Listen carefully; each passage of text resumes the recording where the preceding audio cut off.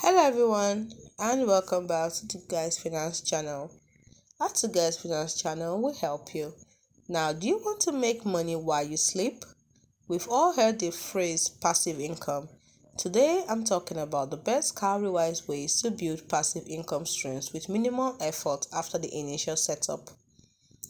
The secret sauce on Cowrywise is automation, and here's how you can leverage it.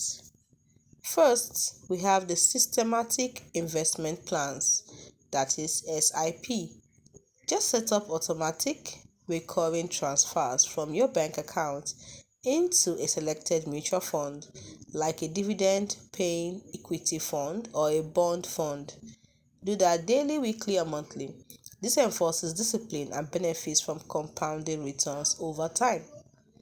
Then we have the high yield savings plans. While not passive income in the traditional sense, setting up locked savings plans generates better, guaranteed returns than traditional banks without you having to lift a finger. So the beauty here is consistency without the manual work. Automate your contributions and let compound interest do the heavy lifting. It's the most reliable path to building wealth over the long haul. Hit the subscribe button for more wealth building strategies. Peace out.